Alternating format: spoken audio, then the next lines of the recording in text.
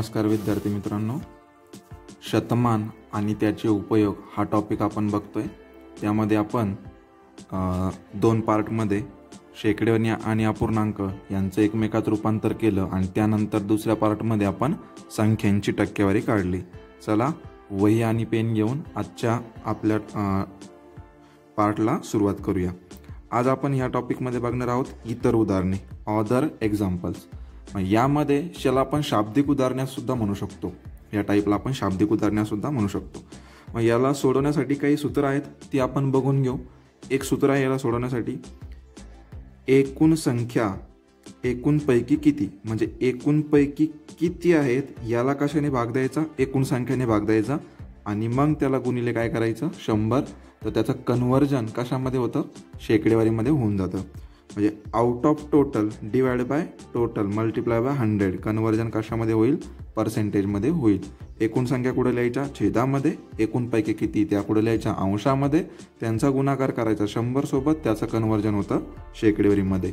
तर यावर आधारित किंवा याच्यापेक्षा काही वेगळी अशी उदाहरणे आपण आज सोडवणार आहोत। पहिलं उदाहरण बघू। बघा, पहिलं उदाहरण असं आहे, 300 ग्रॅम म्हणजे 1 किलोग्रॅमच्या किती टक्के, what percent of 1 kg is 300 gram. तर बघा, हे 300 काय आहे ग्रॅम आणि हा 1 काय आहे किलोग्रॅम आहे, त्यामुळे यांच्यामध्ये आपण एकूण संख्या एकूण पैकी किती याने डायरेक्ट आपण सोडू शकत नाही, कारण हे किलोग्रॅम आहे हे काय आहे ग्रॅम आहे। म्हणजे आपल्याला काय करावं लागेल, या किलोग्रॅमला सुद्धा कशामध्ये कन्वर्ट करावं लागेल, ग्रॅममध्ये। मग आपल्याला माहीत आहे बघा की 1 किलोग्रॅम बरोबर किती ग्रॅम असतात, 1000 ग्रॅम। मग आता 1000 ग्रॅम पैकी किती आहे 300 ग्रॅम, तर मग किती टक्के, मग एकूण कुठं लिहितो आपण खाली, एकूण काय असणार आहे 1000 ग्रॅम, यापैकी किती ग्रॅम आहे 300 ग्रॅम, मग ते 100 पैकी किती, म्हणजे टक्केवारी काढण्यासाठी काय करावं लागेल, 100 सोबत गुणाकार करावा लागेल। सगळ्यात पहिले काय करावं लागेल, या 2 शून्यासोबत हे 2 शून्य कटले, त्यानंतर या शून्यासोबत हा शून्य कटला, राहिलं काय फक्त 30 गुणिले 1, 30 एक काय होणार 30, म्हणजे किती होईल ते 30%। 300 ग्रॅम म्हणजे 1 किलोग्रॅमच्या किती टक्के, तर किती टक्के होईल ते 30%। चला पुढचं उदाहरण बघू आता।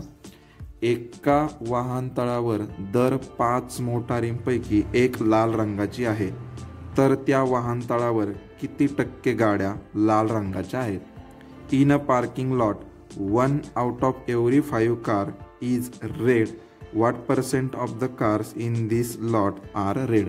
म्हणजे बघा, एकूण किती आहे तर 5 मोटारींपैकी लाल किती आहेत 1, तर त्यांची काय काढायची आपल्याला टक्केवारी काढायची।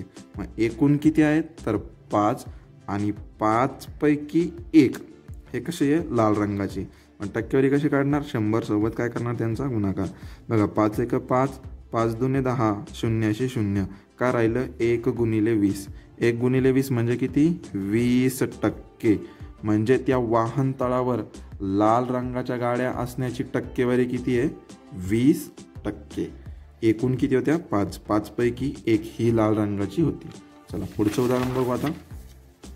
3 नंबरचं उदाहरण बघा, साखरेची किंमत 30 रुपये प्रति किलोग्रॅम पासून 36 रुपये प्रति किलोग्रॅम झाली आहे, तर साखरेच्या किमतीत किती टक्के वाढ झाली। Price of sugar rose from ₹30 per kg to ₹36 per kg, what is the percentage rise in the price of sugar. म्हणजे बघा, पहिले साखरेची किंमत किती होती 30 रुपये प्रति किलो, आता ती किती झाली 36 रुपये प्रति किलो, तर याच्यामध्ये किती टक्के वाढ झाली हे आपल्याला शोधायचं आहे। तर मग बघा कसं शोधणार, तर 30 वरून किती झाली 36, पहिले आपल्याला काय करावं लागेल की किती रुपये वाढ झाली, तर वाढ बघा 36 रुपये झाली कशावरून 30 रुपयावरून, म्हणजे काय झाली 6 रुपये एवढ्याने किंमत काय झालेली वाढलेली। पहिले किती होती 30, म्हणजे 30 रुपयावर किती रुपये वाढ झाली 6 रुपये, एकूण बघा किती 30 वर किती रुपये वाढ झाली 6 रुपये, तर मग 100 पैकी किती झाली असेल, म्हणजे शेकडेवारी आपण काढतो। 0 0 कटला, त्यानंतर 3 एक 3, 3 दुने 6, 2 गुणिले 10, काय राहिलंय 2 गुणिले 10, म्हणजे किती 20%। एवढी काय झालेली मग त्या किमतीवरती वाढ. म्हणजे साखरेची किंमत 30 रुपये होती, 30 रुपयावरून ती किती झाली 36 रुपये. म्हणजे त्यावर किती टक्के वाढ झाली 20%. कसं काढलं, पहिले आपण काय काढलं, वाढ काढली, 36 रुपये झाली. कशावरून, 30 रुपये होती पहिले, म्हणजे 6 रुपये काय झाली वाढ. 30 रुपयावरती 6 रुपये वाढ, तर 100 वर किती, 2 गुणिले 10 राहिलं 20% वाढ. ह्या प्रकारच्या उदाहरणामध्ये कधी कधी आपल्याला घट सुद्धा विचारतात. मग घट सुद्धा अशीच काढायची. समजा 30 रुपयावरून किती झाली 25 रुपये झाली, म्हणजे 30 वजा 25 म्हणजे किती रुपये घट झाली, 5 रुपये काय झाली घट. 30 रुपयावरती 5 रुपये तर 100 रुपयावरती किती. अशा प्रमाणे आपण त्या उदाहरणाला सुद्धा सोडू शकतो. चला पुढचं उदाहरण बघू. एका जिल्ह्याची लोकसंख्या 15 लाख आहे. जर ती एका वर्षात 2.2% वाढली तर एका वर्षानंतर ती किती होईल. The population of a town is 15 lakhs during 1 year. If it's increases by 2.2%, then what will be the population after 1 year. म्हणजे आता इथं काय करायचं आहे, वाढ झाली आहे लोकसंख्येमध्ये, किती झालेली आहे 2.2% ती वाढलेली आहे. आपल्याला काय करावं लागेल, 15 लाखाचं 2.2% किती होतात ते आपल्याला शोधावं लागेल. आणि मग ते 15 लाखामध्ये काय करावं लागेल, प्लस करावं लागेल. कारण लोकसंख्येमध्ये काय झालेली आहे, तेवढ्यानी काय झालेली आहे वाढ झालेली. आपण काय करू, 15 जे लाख आहेत तर 15 लाखच म्हणू आपण. याचे काय काढायचे आपल्याला 2.2%. हे आपण मागील टाईपमध्येच बघितलेलं आहे की संख्यांची काय काढणे, टक्केवारी काढणे. 15 लाखाचे काय काढायचे आपल्याला 2.2% काढायचे आहे. मग आता 15 आणि 100 दोघाला 5ने भाग जातो, 5 त्रिक 15, 5 दुने 10, 0 0. म्हणजे काय राहिलं बघा, 3 गुणिले 2.2 भागिले 20. मग आता दशांश चिन्ह आपण काढून टाकतो, तर दशांश चिन्ह आपण काढून टाकू, 3 गुणिले 22 आणि खाली काय होईल 20 गुणिले 10. वरती दशांश चिन्हानंतर एक अंक, त्याच्यामुळे खाली काय झालं 1 0 वाढलं. आता या दोघाला कशाने भाग जातो बघा, 2ने. बेद आहे 20, बे 1 बे, बे 1 बे. आता कशाने भाग जातो का नाही. मग 3 गुणिले 11 किती झाले 33 आणि खाली 10 गुणिले 10 किती आलं 100.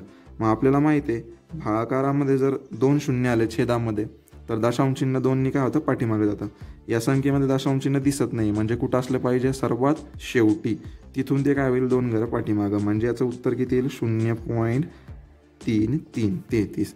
म्हणजे 15 लाखावर किती वाढ झाली 0.33 लाख अशी काय झाली वाढ झाली. म्हणजे बघा तर 1 वर्षानंतर ती किती होईल, म्हणजे नवीन लोकसंख्या किंवा आपण काय म्हणू 1 वर्षानंतरची लोकसंख्या. तर 15 अधिक 0.33 म्हणजे 15.33 लाख, 15.33 लाख अशी काय होणार आहे त्या शहराची नवीन लोकसंख्या होणार आहे. तर अशा प्रकारचं पर्याय जर असेल तर तुम्ही याला याच पद्धतीने सोडवलं पाहिजे. जर पर्याय वेगळे असतील जसं की 15 लाख 33,000 वगैरे अशा प्रकारचे पर्याय जर दिसत असेल खाली, तर मात्र तुम्ही या 15 लिहिण्याच्या ऐवजी 15 लाख म्हणजे त्याच्यावर किती शून्य असेल ते शून्य लिहून मग त्याला सोडवलं पाहिजे. चला पुढचं शेवटचं उदाहरण बघू आपण. सरळ रूप द्या व उत्तर टक्केवारीत लिहा. Simplify and write the result as a percentage. ह्या अशा प्रकारची उदाहरणं आपण दशांश पूर्णांकामध्ये सोडवलेली आहेत, परंतु तिथं आपण त्याचं उत्तर दशांश पूर्णांकामध्येच लिहित होतो. या उदाहरणामध्ये आपल्याला त्याचं उत्तर कशामध्ये लिहायचं आहे टक्केवारीमध्ये लिहायचं आहे. सर्वप्रथम आपण काय करतो दशांश चिन्ह काढून टाकतो. म्हणजे वर किती राहील 432 गुणिले 2, खाली किती होईल भागाकारामध्ये 12. तर मग आता बघा वरती दशांश चिन्हानंतर 3 अंक होते, त्याच्यामुळे आपण खाली किती शून्य घेणार 3 शून्य आपण घेणार. आता आपण याला भाग देऊ. आता 2 ने 12ला भाग जाईल, बे 1 बे, बे सकून 12. त्यानंतर 6 ने यांना भाग जाईल, 6 1 6, 6 7 42, किती उरले 1, 6 2 12. म्हणजे काय राहिलं बघा 72 किती आलं 1000. काय राहिलं 72/1000. मग आपल्याला माहिती आहे की छेदामध्ये जेवढे शून्य असतात तेवढे दशांश चिन्ह कुठे जातं पाठीमागं. 3 शून्य दशांश चिन्ह 3 घराने काय होईल पाठीमागं जाईल. म्हणजे या प्रश्नाचं उत्तर काय येईल 0.072. परंतु हे कशामध्ये झालं तर हे उत्तर झालं दशांश अपूर्णांकामध्ये. आपल्याला काय करायचं आहे, उत्तर कशामध्ये लिहायचं होतं, टक्केवारीमध्ये, पर्सेंटेजमध्ये आपल्याला आन्सर लिहायचं होतं. मग आपल्याला माहिती आहे तर दशांश पूर्णांकातली संख्या असेल तिला जर आपल्याला टक्केवारीमध्ये कन्वर्ट करायचं असेल तर आपण काय केलं होतं, त्यांचा 100 सोबत गुणाकार केला होता. मग 100 सोबत गुणाकार केला, दशांश चिन्ह 2ने पुढे जाईल, म्हणजे 7.2% असं या प्रश्नाचं काय होईल, उत्तर येईल 7.2%. तर अशा पद्धतीने आपण शेकडेवारी, शतमान आणि त्याचे उपयोग हा टॉपिक इथं संपवत आहोत. व्हिडिओ आवडला असेल तर त्याला लाईक करा, सोबतच आमच्या चॅनलला सबस्क्राईब करायला विसरू नका. आम्ही अशा प्रकारचे व्हिडिओ टाकत असतो.